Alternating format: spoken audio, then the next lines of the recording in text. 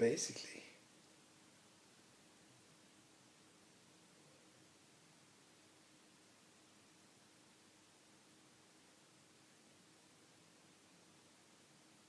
we would like you to know that there is nothing that you cannot really go about doing in any way that is really not what you intend to do at some level. You're not really going about things the wrong way or the way that you don't intend them to be when things are not really coming your way, because that there is this function of your mind that goes like this, that there is a contact or a connection between the results that you are creating and the way that you are viewing the world. And to some degree or another, this way of viewing the world is decided or preached or made real by you, and at some level you have an awareness that you are doing this, and so you might have chosen those ideas that are not really in harmony with what and who you are, but you have somehow at some level chosen to do this regardless of your knowledge that it will create a reality that is it. So you have chosen to look away from your knowledge because you felt for some reason, for your own ideas, that there was something here missing, that you were not willing to follow this knowledge that you had and trusted more in other knowledge, and so you were unwilling to follow what you really knew. And so it was not that you are doing things to yourself that is going against what you want really, but you are really creating things apart from who you are at times, because there's this tendency or this idea within you saying that there is nothing that you can really go about that will serve you more than what this society can tell you. And what we say is that the society is really what is serving you in one sense, but in another is going against your free will, is going against what you are truly desiring.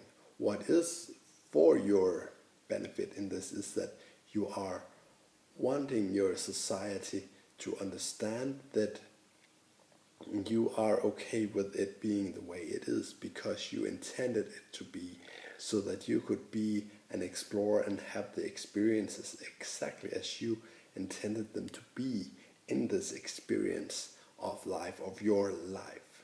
Okay, and so it was a far cry from talking actually about relationships, but this is our way into them, because there is this basic idea that relationships should be joyful most or always of the time, and at the same time that it cannot happen, and so you should be satisfied with hardly any joy at all.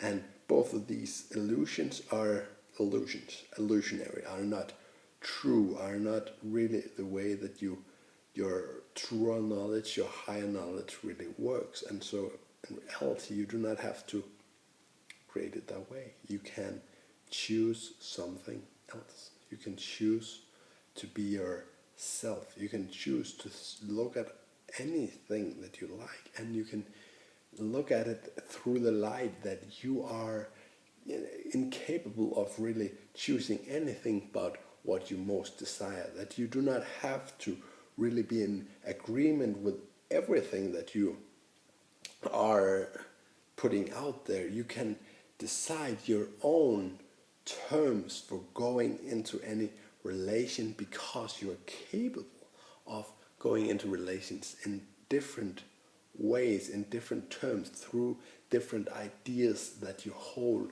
You go into relationships through ideas that you hold, that you have chosen at some level. And so when we say that you do not create relationships without a proper reason, because that's what we like to say, is that it is really a rare thing to see anyone who creates something that is far off from these basic assumptions and ideas that they have about how basically relationships are. And so instead of looking so singularly into your relationship with a partner, look at what kind of relationships are you generally creating, and furthermore, what do you think is a standard, is a normal, is what kind of relationship you would like to go into. What kind of relationship do you see as the most normal, as the most joyful, as the most perfect, precise, descriptive relationship? For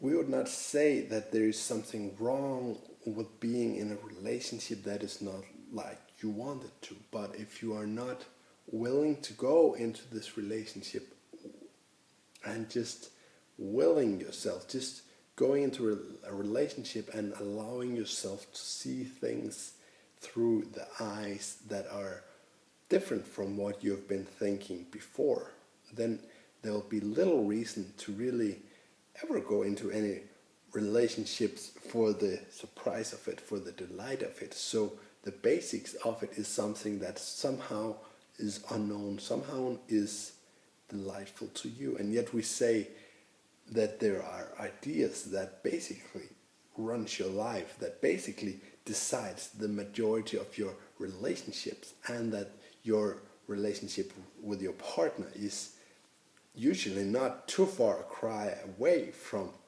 the basic assumptions you hold about what relationships really are. And you see how it's way easier to look at your basic assumptions around people, because it seems more impersonal, and then it turns into something way more personal in praxis when it is your mom, your sister, your daughter, your girlfriend, your father, your colleagues, and every kind of type of relationship that you have allowed yourself to go into through these basic assumptions. And so it's through these assumptions that you see and interact with these other people. And so if you change the basic assumptions, then the basic relation will change. The basic relation that you have to everyone else will be a different one than you have experienced before. And so we would not like you to really go into detail about another person who is not as you please desire them to evolve, or have their expectations about you that are not really what you desire. We would not want you to go into too much detail about that relationship unless it is outside the norm of your relationships, unless it is outside of what you expect of relationships in general, and unless it is outside of the beliefs that you have about a romantic relationship in specific, or in that term you might have some specific relationship ideas, though they are usually few and simple, and most of them are like this. But we would just like to say that unless it is outside both the ideas that you hold about the romantic relationships and your basic ideas about what relationships in your life are like, then we would not really want you to go into too much details, because it will only remove the focus from the real cause, and it will allow you not to really deal with the real problem. Now, if it is not neither of these two, then it might be something specific that you have going with this other person, but usually it will be clear to you when you have looked into this that it will be clearly an extension of what you already have going for you. And so it's very simple for us to go around saying, well, you are all such wonderful people, but you say, well, how can they be? Because we created the A-bomb, we created a Hitler, we created a Saddam Hussein who bombed or gassed people. There will be people all over the world with ideas like this saying, how can I justify as an intelligent human being that I should go into this nonsense place of saying, of loving the humanity, when the humanity does not deserve my love. And whether you really believe this or not, you probably, most of you, have a thought that goes like this. And so it usually reflected into the romantic area. If you generally are not willing, because it would be stupid or even not intelligent or away from who you are, to think in your terms about another person in a romantic light. You see how much fun you make of people who are in love, and also sort of brainlessly follow it sometimes. And so you just gotta think about it as something unintelligent, but that is not real the truth about falling in love, about being in love. It can be very intelligently, and it usually has your best interest at heart if you understood the nature of falling in love. And we would like to say that it's hard for you to see anyone in a only positive light when you don't think that it is realistic or right that you should, because there has been, in your terms, bad people on your planet. If you are willing to go further than this into your mind, then you can pretty much change anything. And so this is the point where we say, that was the first job. Can you change that belief? Can you look into, what do I believe about people? How do I think about them? What is my intentions about them in general? And what do I create? Does it match? And so you can prove this law of attraction, as people are talking about it, to yourself through relationships, since relationship is the basic and one of the most fundamental thing that you create, and that most people have so much focus upon that most of their attraction will change as they change their beliefs about relationships, while there are so many other subjects that get so much attention, while the basic comes about, the other topics come back to their effect upon relationships in different degrees. Now, the deeper level goes like this, that if you are unwilling to save yourself from anything else, if you're unwilling to hold yourself away from other things for a time being, then it will be hard for you to really go into a deeper connection with that person, which might sound strange. But really, if you're unwilling to be alone or be apart from others for a longer period of time, which just means for many people a few days, if you are not willing to do that, then usually there will be a sort of saying that goes like this, that there is not enough of this very much goodness and connection, for me available as I am alone. You will not trust your basic connection to the others, and you'll not trust the basic goodness of the universe.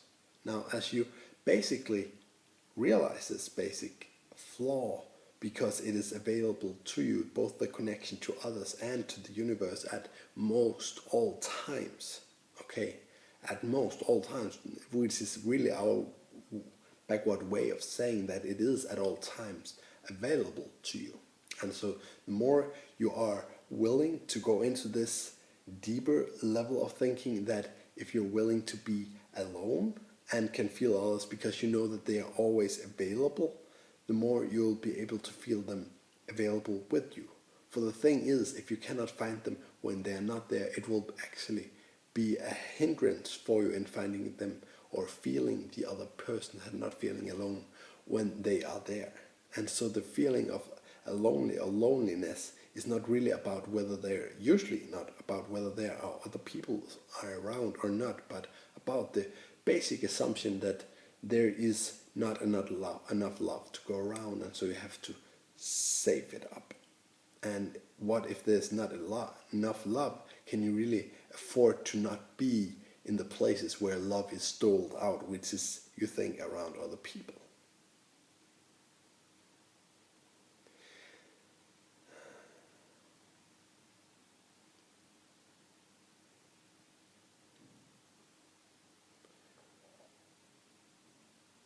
In If you're willing to go into the deeper levels of this, if you're willing to explore yourself enough that you know that there are really ideas about yourself that sit so deeply that it will not be easy to change unless you have the experience of it actually changing, which actually helps us go a little back on what we said first, because we said that you would have to go into this deeper level if you are willing to go into this deeper level. Now we say you do not have to go into this deeper level, for it will be harder sometimes to change from there, not because it is but because you will not be so used to being in that level of consciousness, so that usually it will be harder for you to navigate or manifest from this place of being.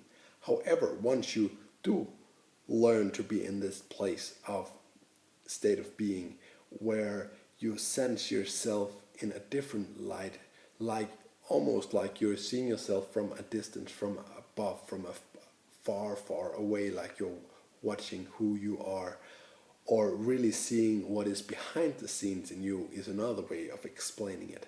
And so when you're in that type of consciousness, you have a deeper sense of who you are, and you have access to ideas that you hold about yourself that are more basic than many others. Now, you do not have to go to this level, as we said. You can merely experience, you can have the experience, go into being an experiencer of life and creating the experience of having this connection and of feeling love, which you can create with other people.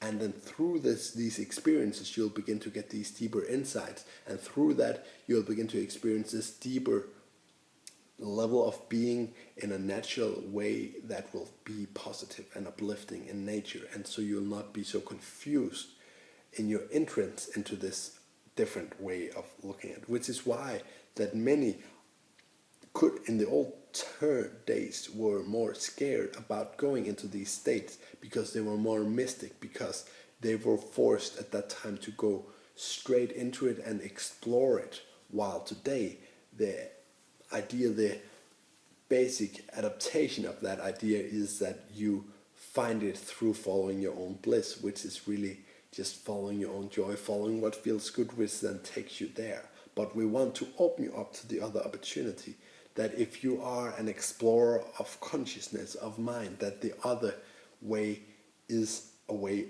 for you to deal with this. And so we have not really spoken much about man, woman, woman, woman, man, man relationships, where you are having a sexual orientation and you are staying monogamous to each other. And what we really would like to say about this, that when you have gotten these basic ideas out of the way, so to speak, when you have cleared that, so that you do not feel lonely without them, that you do not feel that they must basically be bad because people are basically bad, when you realize that that cannot be the case, because if that were the case, then there would not have been so many nice people and so much niceness even among the evil people, what you call evil people.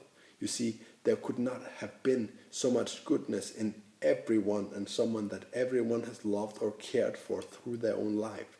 You gotta end up with the conclusion that the basic of everyone is care, and even those that you call evil have done much of it out of spite, because they've been hurt from someone who didn't care from them. And so instead of calling people basically evil, call them basically good, because all of this points back to the basic nature of loving, and not getting why the people or the earth were so evil, or in their terms, and that's why they became extra evil, because they became extra frustrated or didn't understand them, and so ended up by not seeing them as good and not seeing them as people even. And so it was, in some terms, you could say the best people that were so appalled by the world that they ended up sort of fighting against parts of it to make it more good, but they lost their way so much that they didn't see their motives behind.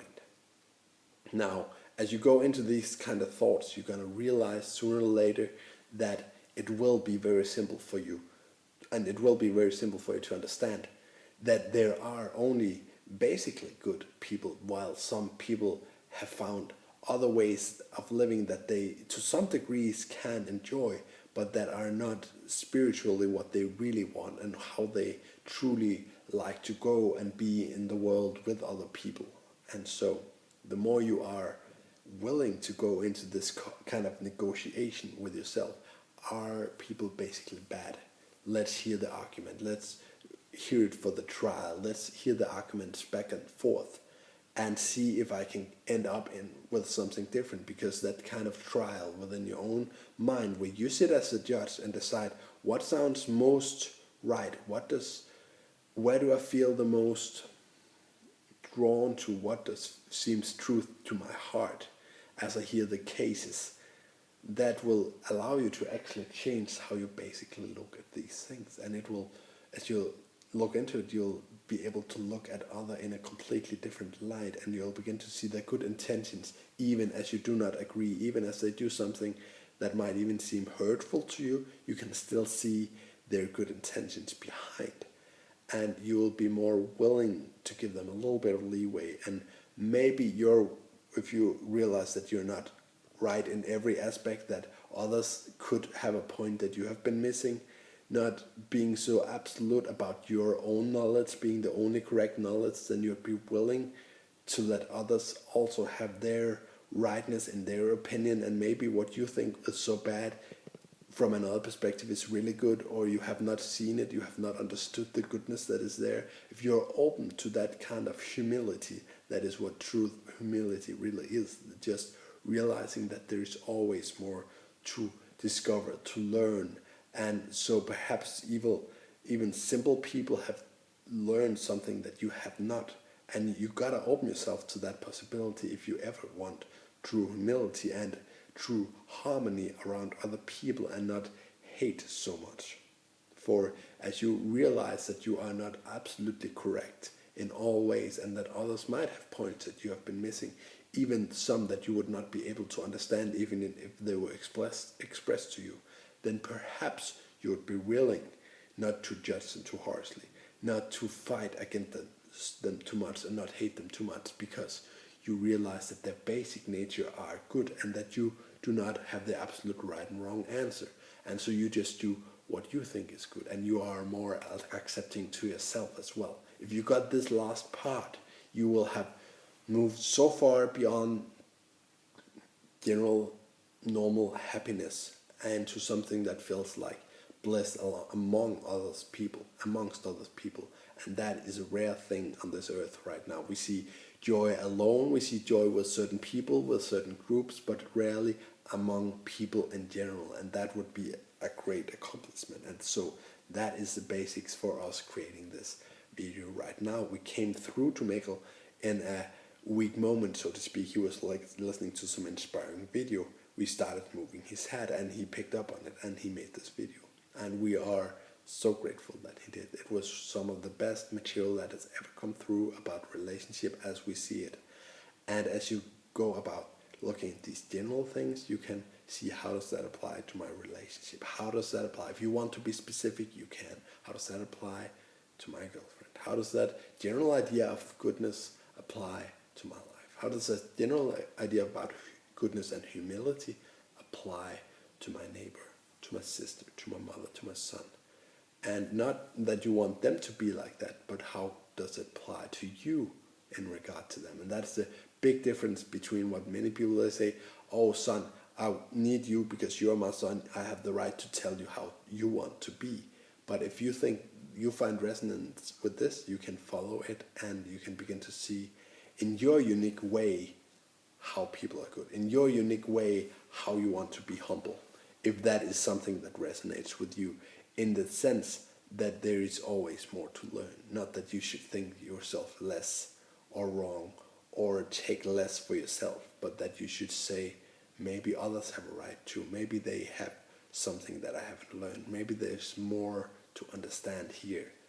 And know that there always is, because it is an infinite, exploring, evolving, accelerating universe that you're living in. And so you can never be on the front of that. You can never say that you are knowing it all unless you know that you don't know it all, because then you'll be able to constantly explore, which will be able to, in some cases, keep you right in the front where you know most things, so to speak, where you are willing to constantly explore, and where for many people you'll seem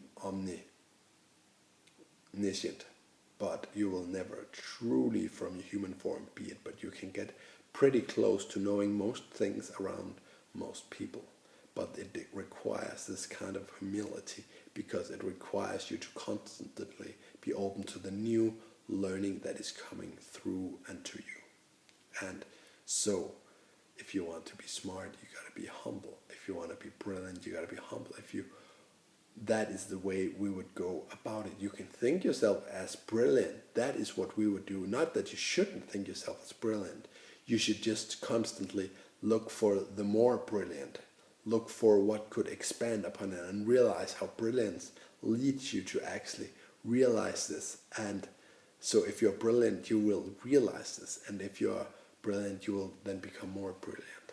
That is how it works. So that is law of attraction through wisdom, a logical attraction of more knowledge, more brilliance, because you realize certain things, then you will be able to realize more things, which enables you to realize more things. And that is always the intention of anything that is true and good, will have a sort of expanding effect upon it, not a ending effect. And so if you take that as your sort of mantra for life, then you'll always know what to follow. Not that you shouldn't hold on to a certain good idea, but always see it also as a step towards something even greater, or something to add on to it, or not necessarily to change it, but you'll be open that there might be something better, because you understand it. Because once before you thought you knew a lot, and now you know even more.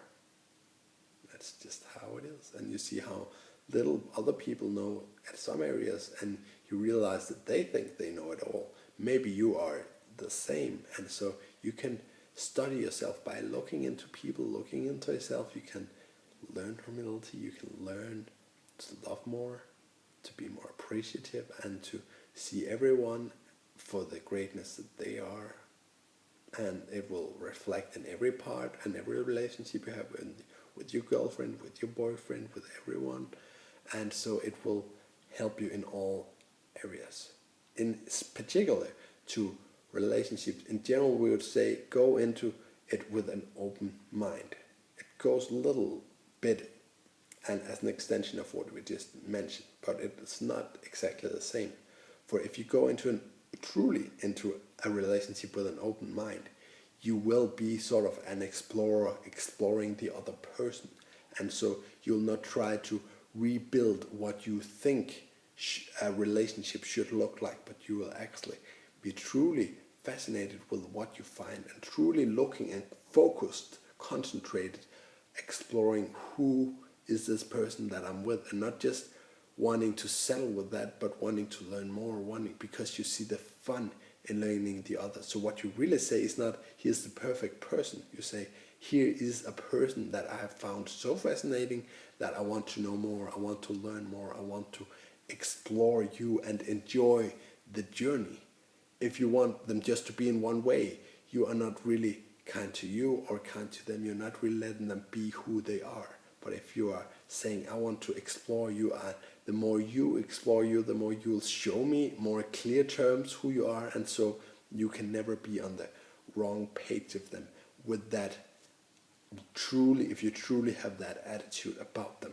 Because even a sort of dark side will seem like a fascinating thing, and tell them about a part of their depth, a part of their history, and a part of who they are. And you will learn so much about each other, and not just as as that you should learn always, but that you always want to play, always want to see, always want to find, always want to be alive with others. And you can do exactly the same thing for 20 years. You can watch the same TV, do exactly as you like, and you can still be exploring the other and new. Every day is new. Every situation is a little different. And so you don't have to go nuts, but you can. Do it as you like. Do it in the form that suits you. Be humble in the way that suits you, not in the way that doesn't. There's so individualized way of being humble. There's so individualized way of being in love. And so, as we said, being in love is not about being crazy. Being in love is about going into another person with the idea that it is good whatever I'm going to find. And that is a pretty powerful statement. And most are only willing to do that for a while, then they feel like they can no longer justify it, though it feels so amazing. So if you could live like that? What if you could go into this amazing emotional state knowing that it is based on true ideas, that you could actually love another, looking and exploring them from the point of view that they are wonderful and perfect and lovely. And you see, now we got to the place that we wanted to be, where this is actually about relationships as you think about them. So that was pretty awesome. Mikkel, anxiety is bubbling inside, and we would like to say thank you very much for listening along for this long. Have a great night.